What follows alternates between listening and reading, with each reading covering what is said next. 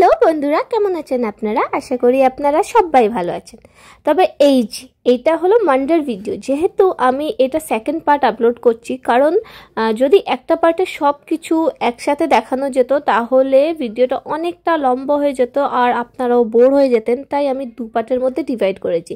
তাই organic garden থেকে বেরিয়ে সব থেকে চলে গেলাম মীরাবাই। ওইখানে পাওয়া যায় সঞ্জয় দার চা, দারুণ টেস্টি খেতে, অনেকবার ঘুরেছি কিন্তু আজকের দিনটা পেয়েছি। এই যে মালাই চা, আমার এমনিতে চা খুব ভালো লাগে না, কিন্তু আমি এইখানে আর একটা আসানসোল যাওয়ার পথে একটা চায়ের দোকান আছে পেহেলওয়ান হোটেল, ওইখানকার চা খাই, কারণ এই দুটো চা মানে সেই মালাই চা হয় আর দারুণ টেস্ট লাগে চাগুলো খেতে। তাই চাগুলো খেয়ে আর ঠান্ডা লাগছিল ভীষণ, কারণ আমি ঘর থেকে এই নর্মাল একটা এই যে জ্যাকেটটা পরে এসেছি, এই জ্যাকেটে ঠান্ডা আর মানছে না, যেহেতু বাইকে বসে আছি। চাটা খেয়ে শরীরটা একদম গরম হয়ে গেল।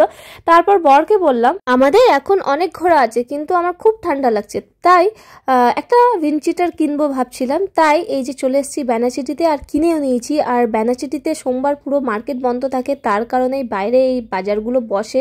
আর এখানে সত্যি খুব রিজনেবল প্রাইসের মধ্যে আর খুব ভ্যারাইটিতে উইন্ডচিটারগুলো পাওয়া যায়। আর আমার দিদিরা এর আগে অনেকবার এসছে, কিন্তু আমি জানতাম না কি এরকম সত্যি ভালো ভালো জিনিস এখানে পাওয়া যাবে। অনেকে এখান থেকে শপিং করছিল এই রকম, মানে হাটের মধ্যে অনেক জায়গাতে দোকান নিয়ে সব ম্যাক্সিমাম উইন্টার ওয়্যারগুলো নিয়ে বসেছিল। আমার তো পড়া হয়ে গেছে, এই যে আমি এই উইন্ডচিটারটা নিয়েছি, তার সাথে আমি পরে নিলাম কারণ খুব ঠান্ডা লাগছিল। বর বলছিল ঘরে একবার ধুয়ে পড়বে, বললাম না আগে পরে নি, ঘরে গিয়ে ধুয়ে নেব, কারণ আমার অনেকটা ঠান্ডা লাগছে। এখন আবার ব্যানাচিটি থেকে এমএমসি যাওয়াটা অনেক কঠিন, কারণ আমাদের এখানে বই দেখতে হবে। তাই বললাম না ফালতু গিয়ে লাভ নেই, যেহেতু আমাদের হাতে এখন অনেকটা টাইম ছিল। আমরা এইবার একটু তাড়াতাড়ি ঘুরতে বেরিয়েছিলাম। আর বরকে এই উইন্ডচিটারটা পছন্দ হলো, কিন্তু ওর এইখানে কোনো মতে কিছুই ওর ফিট হচ্ছিল না, এই জন্য ও নিল না। তারপরে আমরা ভিটুতে চলে এসেছি, ভিটুতেও অনেক কিছু দেখলো, তার মধ্যে ওর কিছুটা চয়েস হলো, কিন্তু যেগুলো চয়েস হচ্ছিল সেগুলোর ওর আবার সাইজের ছিল না, মনে দেরি করে দিয়েছে। তার সাথে আমি কিছু ফুটওয়্যার দেখছিলাম, আর আমার এই কিউট উইন্টার ফুটওয়্যারগুলো এত ভালো লাগে। আমি প্রত্যেক বছর একটা নিই আর প্রত্যেক বছর নষ্ট হয়। আর এই যে আমার এটা খুবই সুন্দর লেগেছিলো, আমি সানিকে বলছিলাম আমি এটা নিব ঘরে পরার জন্য, আমার সত্যি খুব কিউট লাগছিল। আর এটা খুবই স্পঞ্জি আর কমফোর্টেবলও ছিল, কালারটাও খুব কিউট ছিল। তাই আমি এটা ডিসাইড করলাম এটা আমি নিয়ে নেব, ও কিছু নিক বা না নিক, আমি তো এই ফুটওয়্যারটা নিব ভাই। আমার এর দুদিকে কান বেরিয়ে আছে, বেশ ভালো লাগছিল। আর অনেক কালেকশন ছিল, আর ক্রক্স তো একদম ভর্তি। এখন ফুটওয়্যার মধ্যে ক্রক্সগুলো খুবই বেশি ট্রেন্ডিংয়ে চলছে, সবাই দেখছি ক্রক্স পরতে, আর সত্যি ওইগুলো পরতেও খুব কমফোর্টেবল। কিন্তু হ্যাঁ অনেক নোংরা হয়, পরিষ্কার করে রাখতে হবে। আর হোয়াইট কালারটা তো অনেক বেশি, আমার একটা হোয়াইট কালারের একটা পিঙ্ক কালারের আছে, কিন্তু সত্যি খুব নোংরা হয়, বারবার ধোয়াটাও বিরক্ত লাগে বেশ। তাই আমি ডার্ক কালার মধ্যে খুঁজছিলাম, সেটা পেলাম না। তারপরে কিছু মিরর সেলফি নিয়ে নিলাম। আর আমার না সত্যি এই উইন্ডচিটারটা নিয়ে খুব ভালো লাগছিল। আগে আমি ভাবছিলাম কি এরকম রাস্তা থেকে নিয়েছি, কিছু প্রবলেম হলে আবার কোথায় খুঁজবো, কারণ এনারা সপ্তাহে একদিনই বসে। তাও ফোন নাম্বার দিয়ে দিল, যদি কোনো প্রবলেম হয় আপনি আমাকে ফোন করবেন, আপনি নেক্সট উইক চেঞ্জ করে নেবেন, কোনো অসুবিধা নেই, একদম ভরসা করে দিয়েছে। আর সত্যি জিনিসটা এখানে আসার পরও আমি ভালো করে চেক করলাম কি কোথাও ছেঁড়া নেই তো, আর সত্যি খুবই ভালো ছিল। ভিতরটা পুরো ফার দেওয়া, আমার তো খুবই ভালো লেগেছে। আর কালারটা আমার খুব পছন্দ হচ্ছিল, তাই বারবার নিজেকে মিররে দেখছিলাম। আর এইখানে আমার বরের তো কিছু পছন্দই হচ্ছে না, আর যেটা পছন্দ হচ্ছে ব্যাড লাক, ওর বেচারার একটাও সাইজ হচ্ছে না। ওর পুরো মুড অফ হয়ে গেল, কারণ ওরও ইচ্ছে ছিল আর একটা উইন্ডচিটার নেবে, ওর অলরেডি অনেকগুলো আছে, কিন্তু আর একটা নিবে বলছিল। যেহেতু আমি নিচে, আমি বললাম চলো তুমিও একটা নিয়ে নাও, আমি তোমাকে একটা গিফট করব। তাই ও আর হাতছাড়া করে একদম ফুটফুট করে। আগে তো দেখলো, তারপর ভিটুতে ঢুকলো, কি জানে কি আমি একবার বলেছি আমার মুড কখন সুইং হয়ে যাবে, আমি বলবো কি না নিব না। তাই ও আর দেরি করলো না, একদম ফট করে ভিটুতে নিয়ে চলে এলো। আর এখানে ও পছন্দ করছিল, কিন্তু ওর সত্যি কিছু পছন্দ হচ্ছিল না। আমি ওকে বলছি দেখো তোমার যেটা ইচ্ছে সেটা নাও, কোনো প্রবলেম নেই, কিন্তু যেগুলো হচ্ছিল পছন্দ সেগুলো আবার অনেক মোটা ছিল, আর এতটাও ঠান্ডা পড়েনি। আর এই বছর হয়তো আমাদের সেরকম ঠান্ডা জায়গার যাওয়ার কোনো প্ল্যান নেই, কারণ অনেক পাহাড় ঘুরে নিয়েছি। এবার ভেবেছি কিছু একটা ন্যাচারাল ভিউ দেখতে যাব, তাই মেঘালয়া বা এই সব সাইডের কিছু প্ল্যানিং হচ্ছে। তারপরে আমি চলে এলাম আমাদের গার্লস সেকশনে। এইখানে আমি অনেকগুলো, আর আমার তো সত্যি যা দেখছি তাই পছন্দ হয়ে যাচ্ছিল, কিন্তু এইখানে প্রাইসগুলো দেখছি উইন্টার ওয়্যারের খুব একটু বেশি করে দিয়েছে। নর্মাল ড্রেসগুলোর প্রাইস ঠিকঠাক, কিন্তু খুব একটা এইগুলোর প্রাইস কম ছিল না। আর আমার এটা পছন্দ হয়েছে, কিন্তু এটা যেরকম দেখতে ফোলা ফোলা লাগছে পফি পফি, ভিতর দিক থেকে অনেকটা পাতলা ছিল, তাই মনে হয় না এটা ঠান্ডা আটকাবে। তার মধ্যে আমার একটা সুন্দর ক্রপ টপ, এই যে পিঙ্ক কালারের টপ, মানে এটা টপ না এটা সোয়েটারই আছে, এরকম হোয়াইট কালার আর আরেকটা কিনেছিলাম, যেটা আমি আসানসোল থেকে কিনেছিলাম, যার প্রাইস ছিল শুধু 200 টাকা। আর সত্যি ওটা অনেকটা মোটা ছিল, আর এটার প্রাইস ছিল 700 টাকা।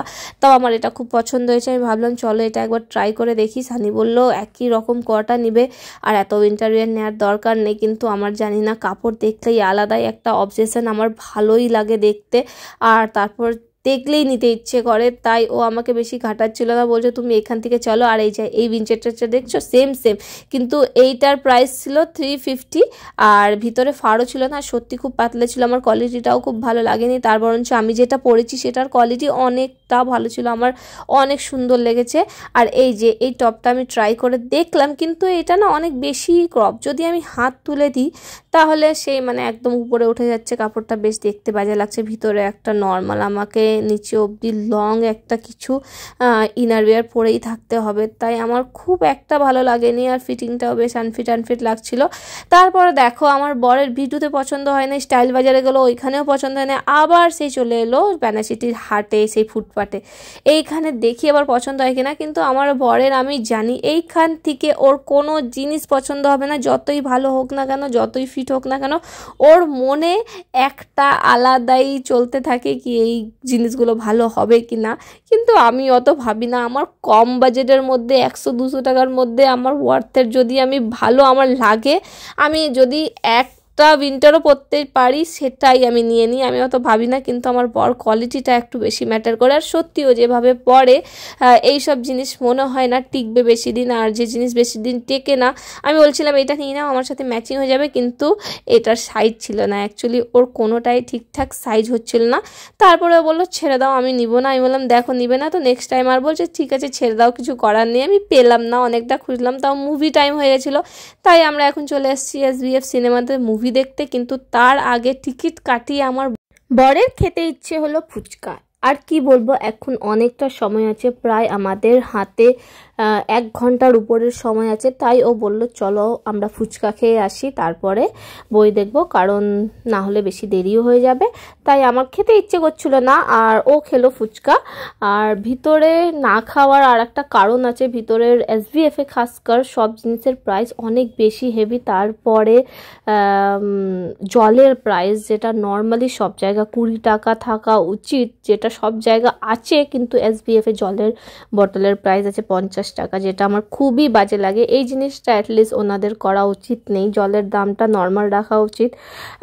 তবে আর একটা জিনিস ভালো আছে, সাইডে ওরা একটা অ্যাকোয়াগার্ড লাগিয়ে দিয়েছে, যাদের হালকা ফুলকা খেতে হবে তারা বাইরে এসে, কিন্তু মুভির মাঝখানে অনেকে বাইরে এসে খায়, সেটা কিছু করার নেই। আর এই জায়গাটা দেখছেন, এই জায়গাটা আগে ছিল পুরোটা রেস্টুরেন্ট আর খুব সুন্দর ছিল, কিন্তু এখন দেখছি সব বাচ্চাদের অ্যাক্টিভিটিসের অনেক কিছু বানিয়ে দিয়েছে, তার সাথে অনেক ইন্টারেস্টিং গেম আছে, বাচ্চারাও খেলতে পারবে বড়রাও খেলতে পারবে, কিন্তু আগে যারা খেলবে তাদের মানি ওয়েস্ট হবে, সেটা আমি একদম 100% শিওর।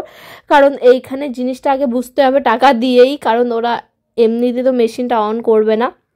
আর এই যে এতগুলো মেশিন, এই জায়গাটা দেখতে সুন্দর লাগছিল, কিন্তু সেখানে ক্যামেরা অ্যালাউ ছিল না, তাই আমি করলাম না। তারপরে এই যে আমাদের অবসেশন সব থেকে বেশি মিরর সেলফি নেওয়া, তাই আজকে মিরর ভিডিও নিয়ে নিলাম এসে।